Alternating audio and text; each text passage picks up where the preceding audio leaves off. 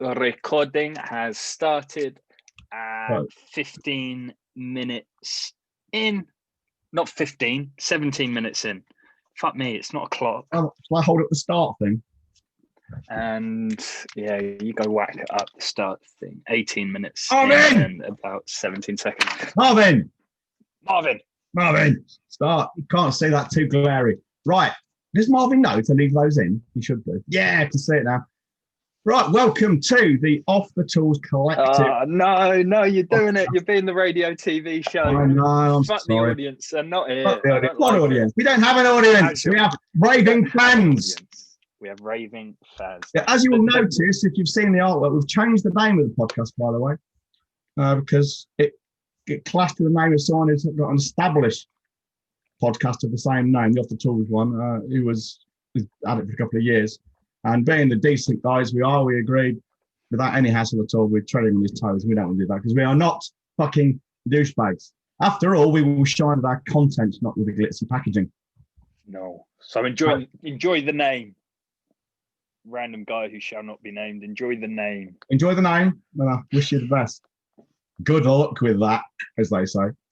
But no, it's an easy decision. It was a no-brainer. Once we realised that we were treading on his toes, there was no possibility of us being shitty about it. So it is now it is the OTT Collective podcast.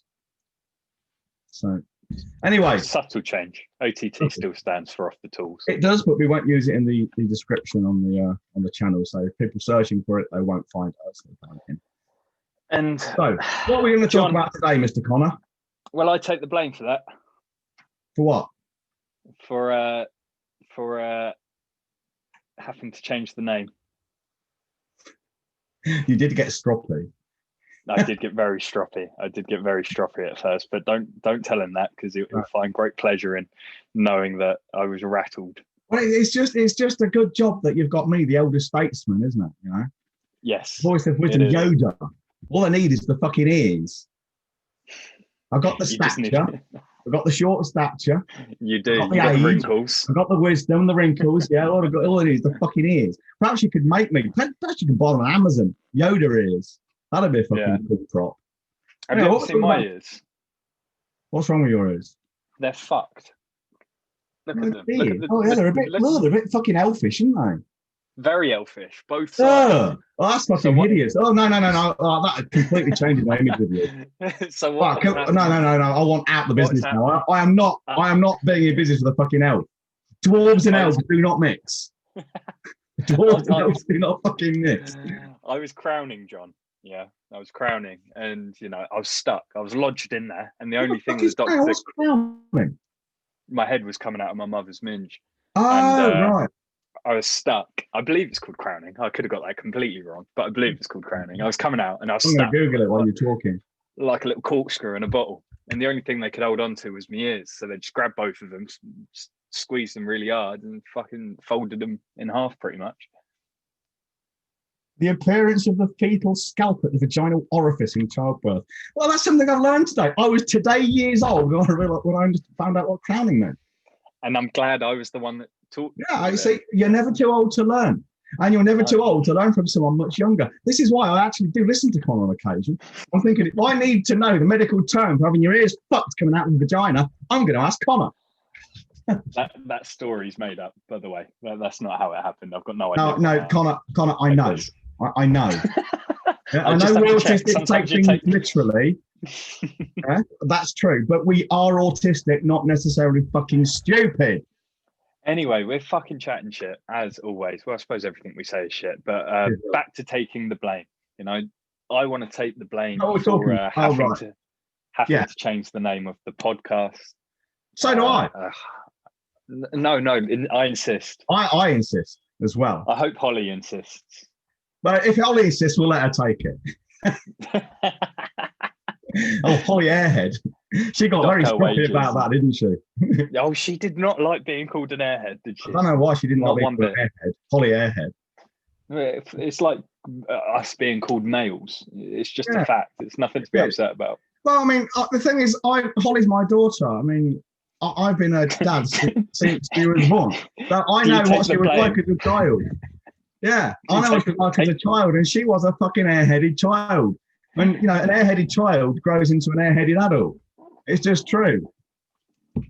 Anyway, taking the blame. Yeah, I mean, I learned this. I mean, I think I was kind of started to get into it myself. Well, I first learned it explicitly, saw it written down in black and white by a guy called Robert Ringer, a libertarian. He's written a couple of books, one of which is Winning Through Intimidation. And that doesn't mean winning with intimidation. It means winning through it. It means winning in spite of intimidation. He changed the title of the book because it was ambiguous. But he wrote in there somewhere about, I think it was in that book anyway, he wrote about a story of, he had some people around to do some work to his house, and they dropped a ladder on his car. And of course, that was their fault. And he spent months arguing about it in court, spending thousands of dollars to try and prove his point because he was in the right.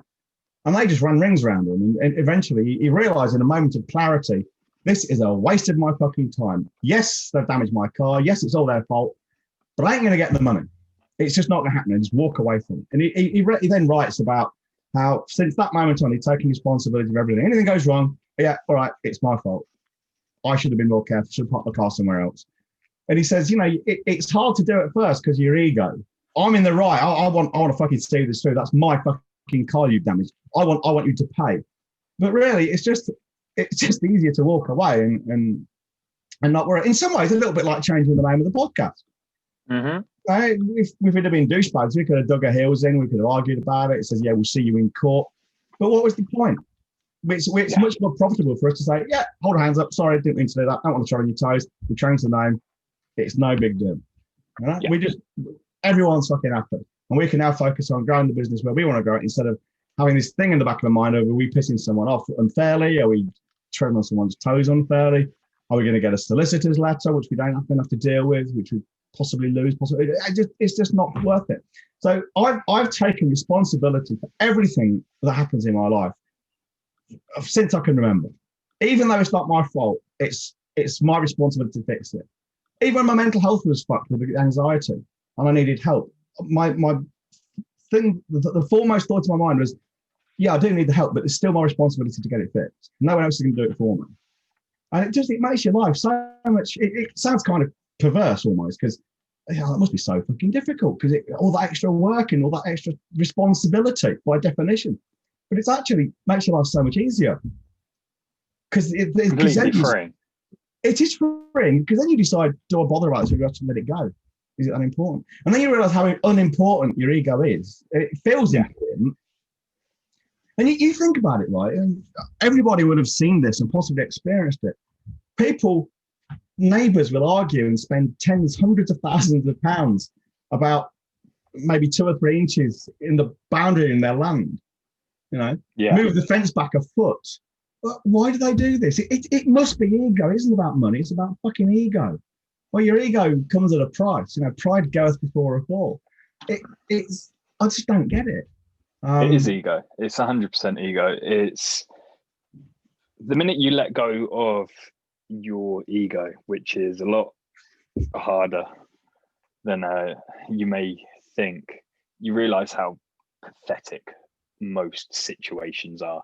As you just said, the arguments and the money around people arguing about inches of land here and there is just pathetic. Yeah, sorry.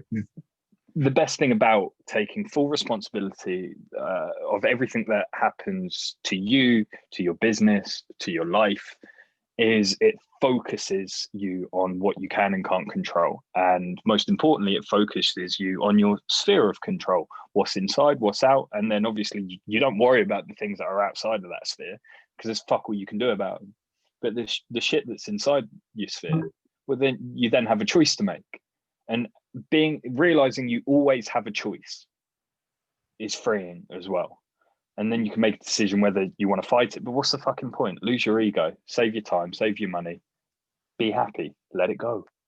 It's ridiculous the amount of time people waste with it. For example, staff, you know, a lot of business owners I see piss and moan about their staff. And they blame their staff for the poor sales of the company or the poor productivity. No, that's your fucking fault, dickhead. You chose to hire them. You've given the SOPs. You more than likely orchestrate the marketing plan to give them the leads to follow up with the sales scripts. It's your fucking fault. If one of your employees fucks up, it's not their fault, it's yours. And you have to think like that. And if that sounds backwards, well, you're not quite there yet. And I'm sorry. You need to read up on it. You need to grow up. Yeah. Remember when Holly joined us? She'd worked in hospitality hitherto. And in hospitality, it's full of little fucking empire builders.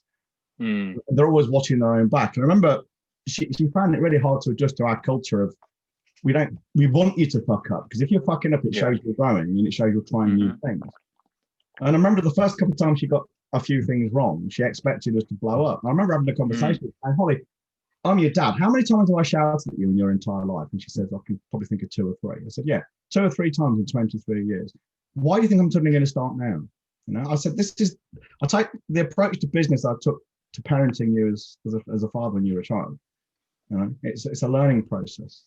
And now she's got into that, and she's blossomed. She's grown.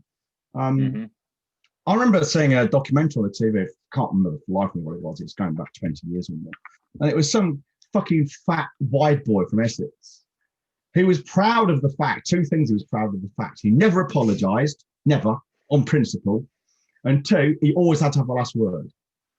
Massive fucking ego. But what he doesn't realize is, by never apologizing and having to have the last word, he's given up all his control. Because if you want to make him speak, all you have to do is say something. You can just keep winding up by going, you're wrong, and he will have to answer. How weak is that? And it also means you never focus on the solution as well. Absolutely. Oh yeah, I mean that's absolutely paramount. That is, focusing on looking to whom you can blame just focuses you on the problem. Case in point, all these people pissing and moaning in the 3rd lockdown when they haven't learned from the first 2. It's up to them to take action. They're just sitting there waiting. Well, it's the government's fault the economy's crap now. No, you fucking moron. It's you and your collective fucking retards who have been going out without your masks on and so my body, my toy. That's why it's so bad now. And now you're paying the fucking consequences. And what have you done to make your business immune to all this shit? What have you done about online delivery? It just does my fucking head in. Stupid people making stupid decisions, then complaining about the consequences. And that is why you should be careful where you lay your trust. If you have that much trust in the government to get it right, you're a retard. If you got that much trust on your pals with that's how much I have on LinkedIn. Pardon? That's how much trust I have in the government. Yeah, 0. People say we need governments because people are too stupid and too spiteful and vindictive and greedy to run themselves. Okay, what do we have in government? People. How does that work then? If people are too stupid to govern themselves, why are we allowing people to govern others? It doesn't make any fucking sense. But of course, people are stupid, so they just they allow it. But yeah, taking responsibility is so freeing. And I mean, you find yourself not getting angry and upset and pissed off at people. Yes, it's my fault. I'll deal with it. And then you choose whether to deal with it or not. And a good example recently is how Facebook and Apple are suddenly at loggerheads. And Apple have stopped a lot of the tracking online. I'm not quite sure how it works. And Facebook, I think the irony is amazing. Facebook have been putting in full page fucking ads in the national press at probably 10k a pop, pissing and moaning, saying they're the small business champions. No, they're not. Facebook just fucking cancel people's accounts left, right, and centre. As they're entitled to, of course, because that's in the T&Cs. And then people complain about it. Worse, people complain about so-called free social media marketing being pulled out from under their feet. You know, people get banned from LinkedIn and start ranting about it when they're allowed back, or their friends start ranting about it. I got banned twice. And, okay, if I don't get back, I don't get back. It's my fault. I came into your world, John, when I think I first read the first time I read one of your books or one of your materials. I believe I was 14. This one. I was 14, touching 15. Followed you for 3-4 years after that. Was fortunate enough to come to a meeting when I was 18 years old, and I was well and truly, I wasn't established, but I was a Facebook marketer, a paid Facebook advertiser. And the one thing you said to me well, the one thing you told me about is the folly of trusting social media platforms with your business. And you immediately told me, right, you're not a Facebook guy, you have to be an online guy. You can't even be a social media guy. You just have to be the online guy if you're going to take this angle until you're established enough and you've positioned yourself well enough to be just a true marketing man. And one of the messages you gave to all of your clients at the time was own your own fucking list. Do not rely on and you also said if you are purely relying on Facebook, LinkedIn, Twitter for revenue for your business, you're in a tough spot, because all it takes is one law change or someone to do something that fucks it up. And that's exactly what Apple have done with Facebook and pretty much every other online advertiser as well. Well, I mean, Facebook are dickheads. Apple are really quite astute. But these advertising platforms, it's a predictable and established pattern. Happened with Google AdWords, it happened with Facebook. It will. Every other single one will follow the same pattern. Because there's a logical reason for it. So what happened was Google AdWords started, and it was a free for all. You could do anything. You could put one URL as the fucking thing to click, and you'd send them somewhere else. They just didn't give a shit. And people had made a lot of money. But when they get to a certain size, in the US, which of course is their biggest market, the FTC, Fair Trade Commission, can not only sue the advertiser, but they can sue the person who's published the ad. Well, who's got the biggest fucking pocket, the deepest pockets, do you think? Google.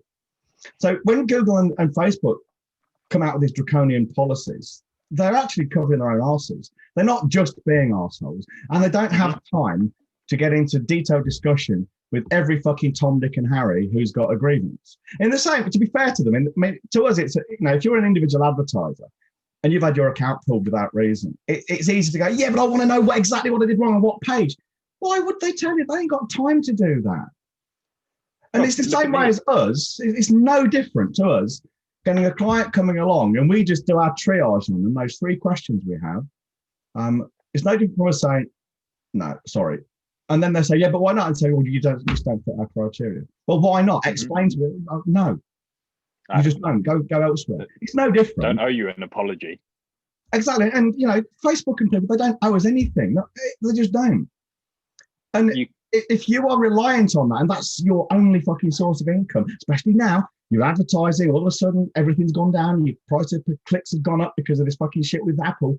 That's your responsibility. You should have had a dozen different platforms, online and off, sending you fucking traffic. That's your fault. I remember, when you might not remember this too well because you are still quite young. You might have not been on the radar at the time. The Google slap, the big one, Panda and Farmer updates. What? 7 years ago? No, I would have said a little bit longer, but yeah, maybe 8, 9 years ago. But we had this fetish blog at the time. It was doing fucking amazingly well. Overnight, our traffic dropped by 70%. Didn't matter because we had this fucking list we'd built. So all I did was change a few things on the back end, and our sales actually increased. But there was one guy who owned a holiday website, a vacation website in Scotland, driven by SEO. He lost like 95% of his traffic overnight. He then tried to sue Google because they weren't sending him free traffic anymore. Of course, he fucking lost, quite rightly too.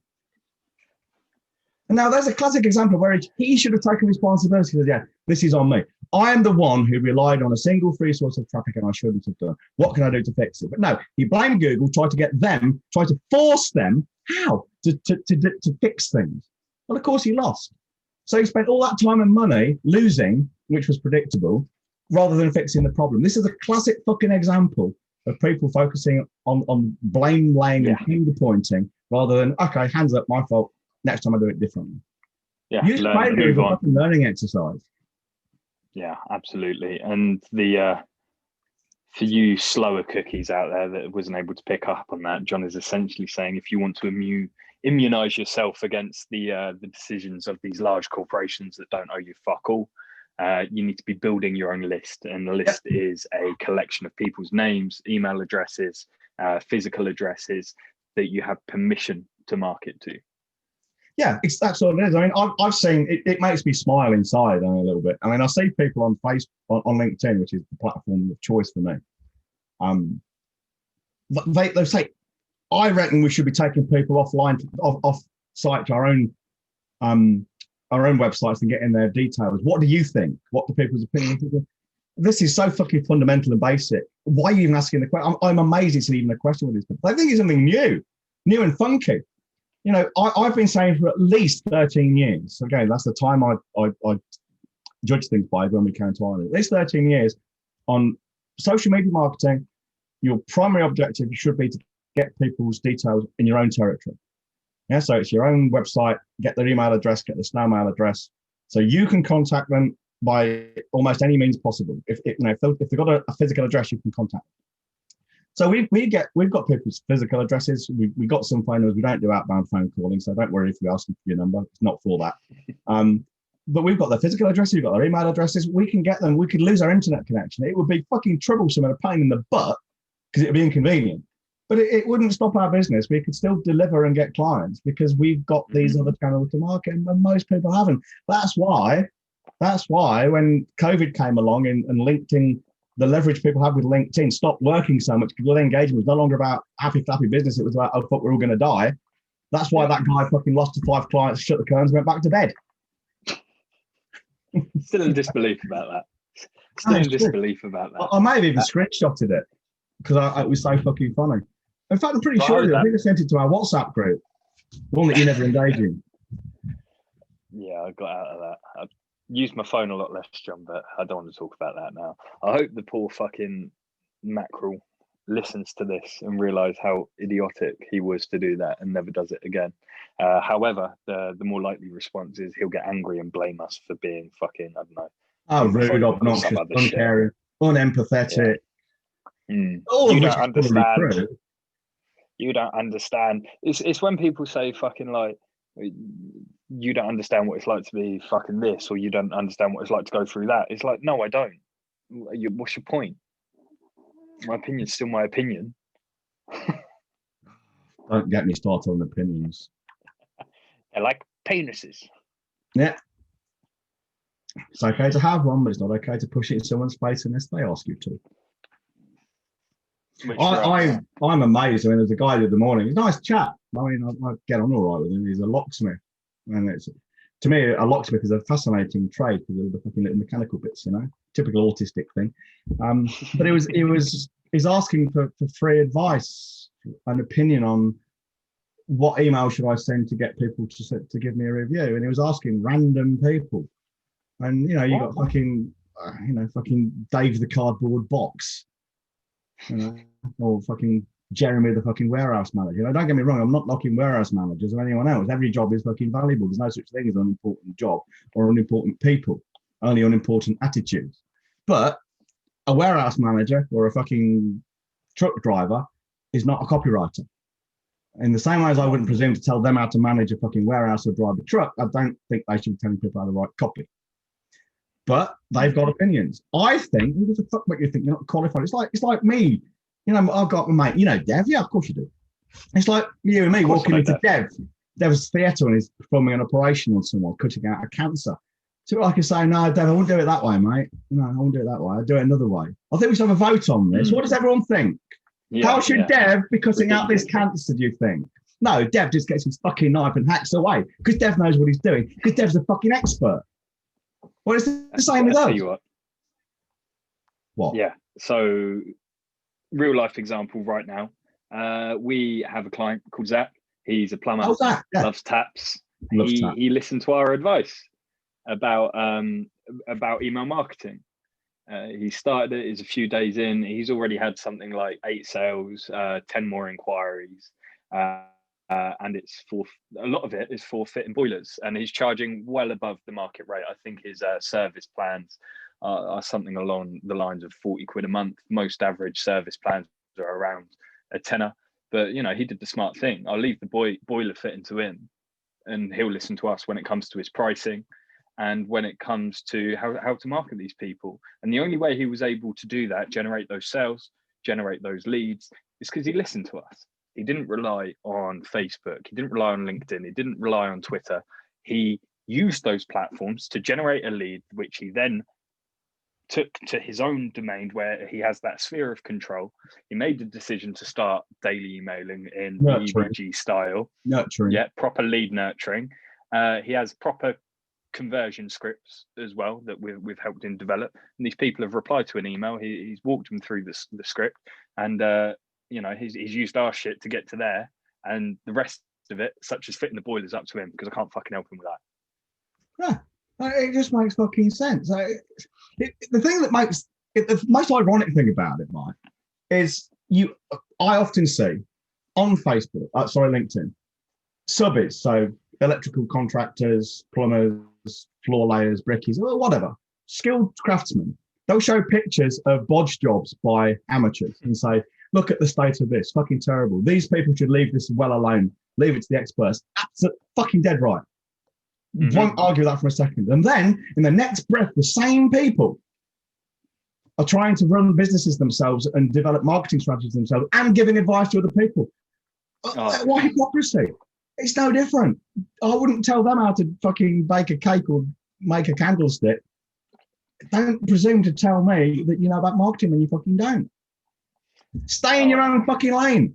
Stay in your lane. How annoying. The funniest, right? I've got to tell you this. Business is different. Sorry, carry on. I've got to share this one with you, everyone. I'm going back about 2 years now. There was a lady who does LinkedIn marketing teaching stuff. She's a bit of a twonk, to be honest, but that's by the by. But she was on about raising her prices. And there were two people who were saying that she shouldn't and she couldn't, and it was ripping people off and what they would do. And they were, both of them coincidentally, were 777 Boeing 777 pilots. Now, if you've got a fucking in-flight emergency, they are the guys you want to speak to. Yeah, my plane's crashing, wings are falling off, doors are blown out, engines are down. I want the pilots. Okay, small business advice, fuck off. I want to talk to a small business advisor. What the fuck is wrong with these people? And of course, when I said your opinions are irrelevant, you're fucking airline pilots, I was rude. Oh, you rude cunt, mate. You're rude. How dare you? Their experience fucking flying planes is far more. Well, I fly planes. I know what I'm talking about. You don't. Not when it comes to fucking business. Nuts, eh? Nuts. The mistake so many people make is listening to friends and family. It's beyond idiotic, and I suppose that comes back down to ego again. They want to look good in front of their friends and family. They almost want to be able to shift the blame and say, well, I listened to my brother, well, I listened to my cousin. Or it just might be complete lack of direction or arrogance, who knows? I think there's a lot in it. There's a thing called shoe button complex. What's that? It means that if you're, I get it myself because I'm recognized as an expert in this. I mean, it makes me laugh when people say, oh, who the hell are you to say these things? What they don't realize is that in my little niche, I'm a big deal. I've got a fucking stellar reputation in the areas where I work. I am known in my industry. These people wouldn't know that because they're not in my industry. That's fine. It's not about ego. But the shoe button complex is when people say, oh, John, you're a fucking big shot over here. That means you're a big shot over here as well. So there has to be things like relationship advice or advice on, I've got a boil on my bum. What do I do about it? I don't fucking know. I'm not a boil on the bum expert. Shoe button complex, because it's like a transference of you're an expert, really clever guy, whatever. So you must know about this too. Well, the best advice I can give people is speak to an expert.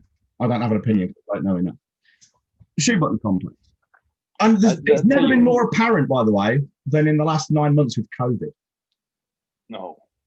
Armchair epidemiologist. There we've got fucking Dave the cardboard box, been working in the warehouse for 17 years, obviously spending his tea breaks and lunchtime reading upon fucking epidemiology and immunology. Because the advice he's giving people, he knows better than the experts. So they've only spent their entire fucking working lives doing this shit. But they know better.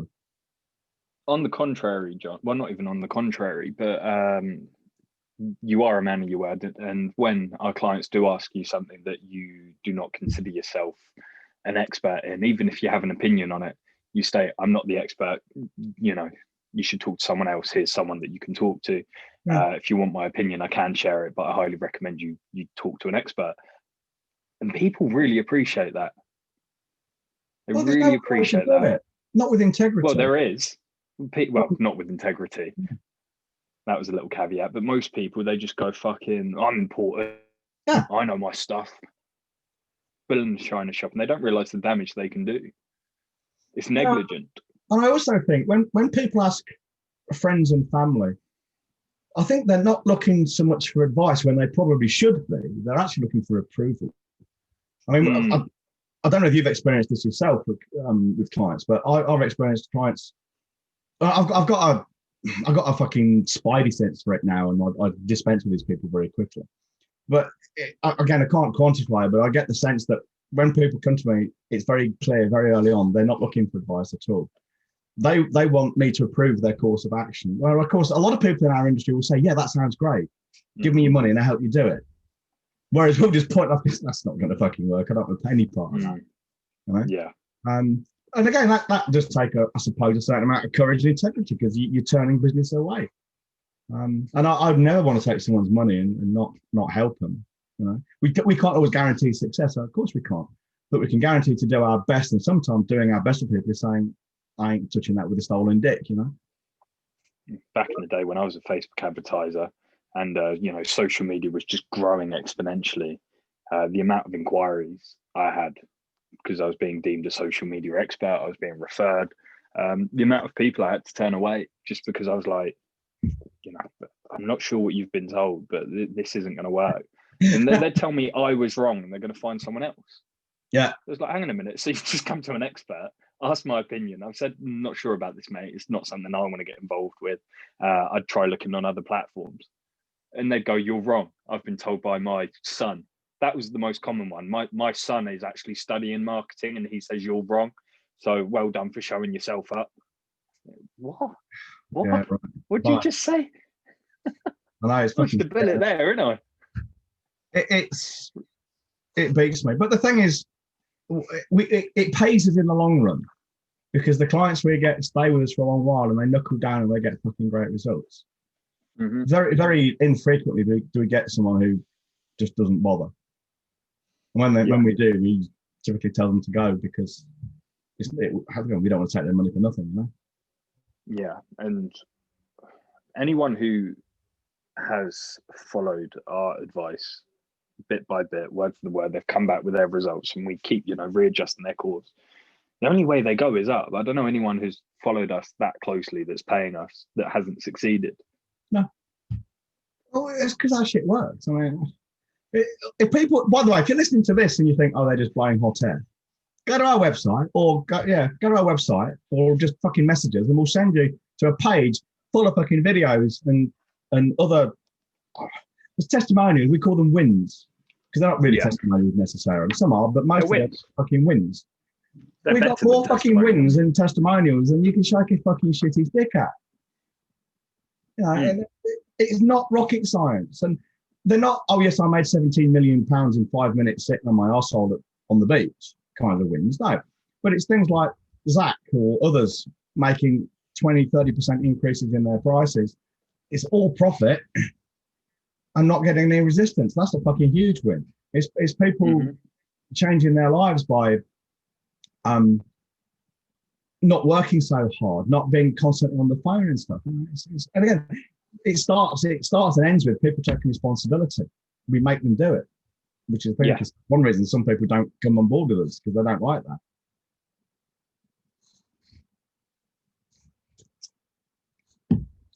You were frozen.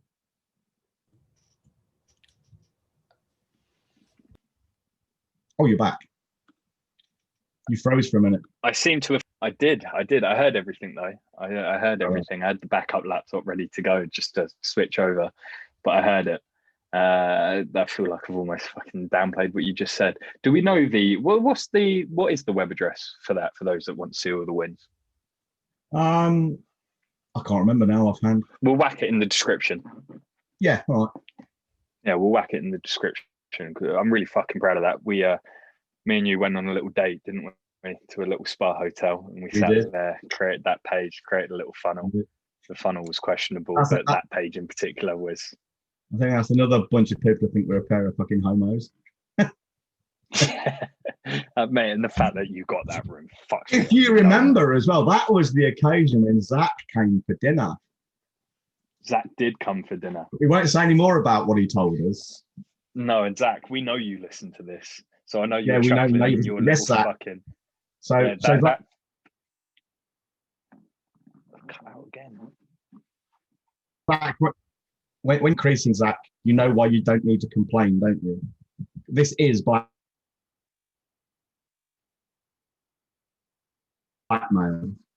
I think you cut out then.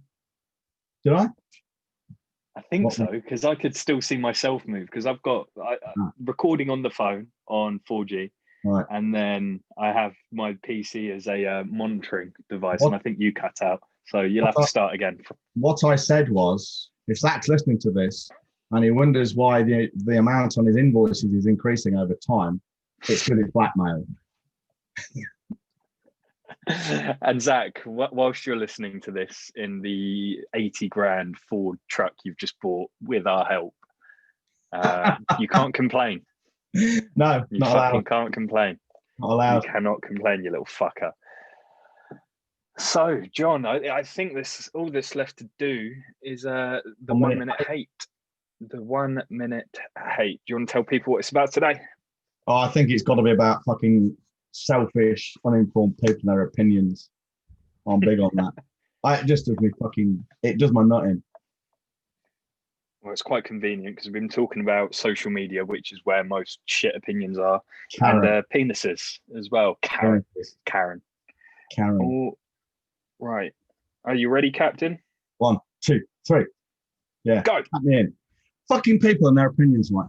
There's a difference between facts and opinions. Facts are what's true. This is a fact. The sun rises in the morning. That's a fucking fact. Whether or not you enjoy the sunrise is another thing. That is an opinion. The two things are not the fucking same. But on social media, especially LinkedIn, people will make a completely fucking bizarre claim like that vaccine hasn't been tested enough, as if it's a fucking fact. That's your fucking opinion, but because you're stupid and uninformed and one of Dunning-Kruger's fucking finest, your opinion is worth jack shit. It's like when people say, we can't raise our prices. That's our opinion. Well, I'm entitled to my opinion.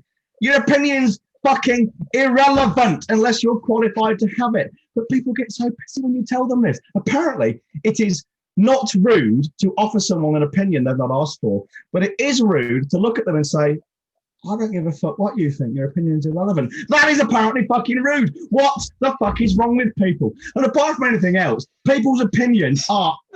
Oh... wasted being your friend. What was that? The Office.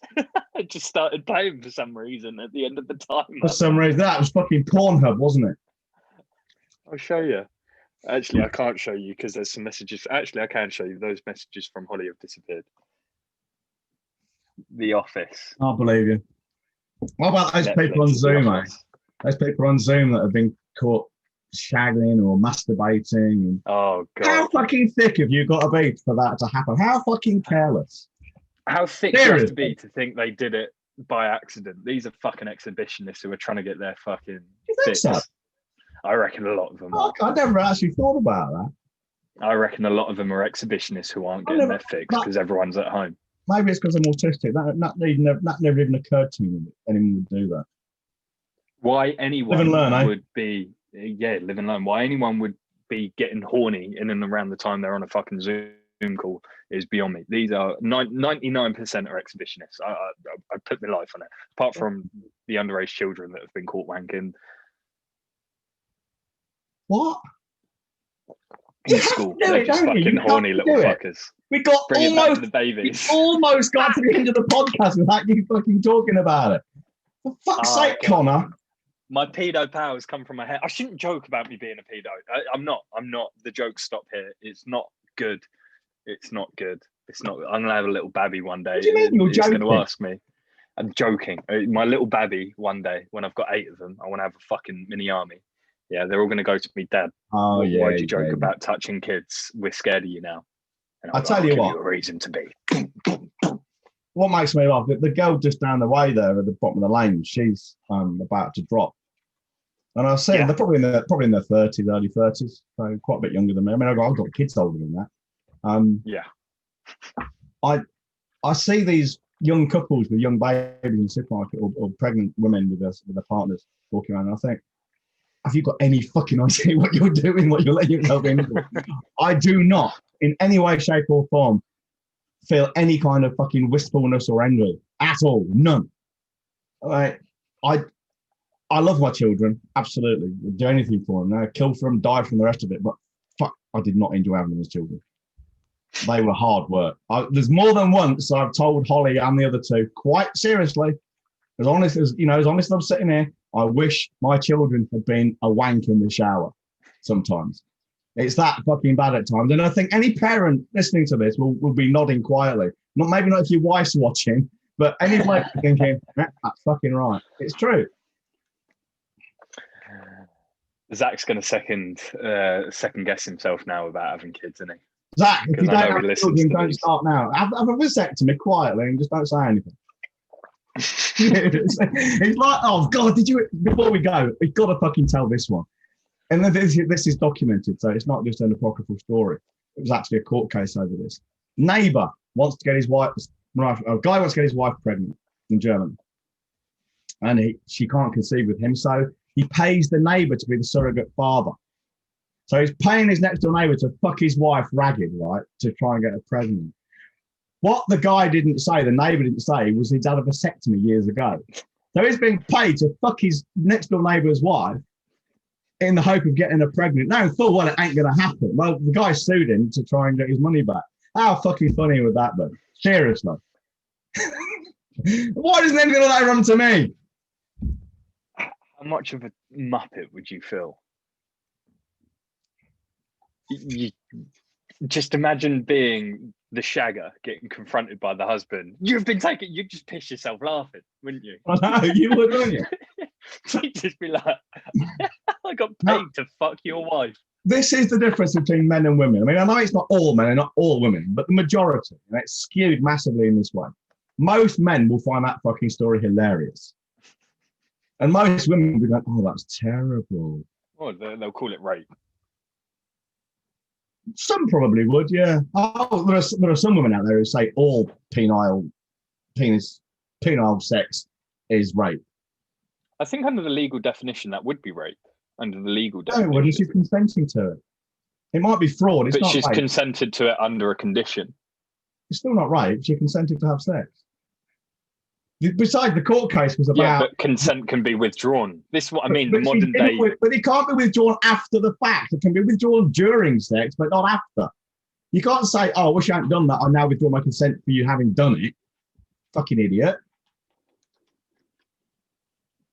Someone's at my door. I'm on a call. I agree with you, John. However, I also... I agree with you, that's how it should be, but I don't think that's how it is. The court case was about fraud anyway.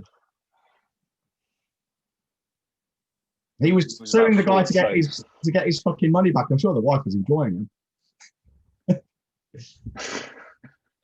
Anyway, I don't want to get into the fucking grubs, the grubby underbelly of fucking rape and whatnot. I've already had a slip up with children and shit. I want to just end it here before I say something that I'm really going to get myself in trouble. Alrighty. So I'm struggling for words now. Well, we are done. Anyway, so, where should people go if they want more free shit? Because if you want free shit that pertains to what we're talking about, and it's real kind of step-by-step, take by numbers, how-to information on how to do this shit, go to ottcollective.co.uk. It takes you straight to the Off the Tools Collective Facebook page. You fill the form in, and if you behave yourself, we might let you in. And once you're in the inside, we've got loads of shit. And you can then get onto our email list, you can get onto our printed newsletter list, get yourself down for a free book and all this free shit. Yeah.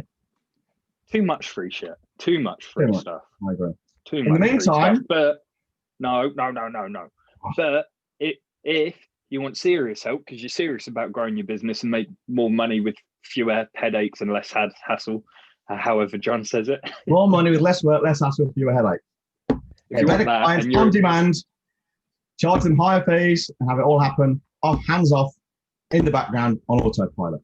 How difficult is that, Connor? Very. We're particularly interested in you if you're dealing with the domestic market at the moment. Yes.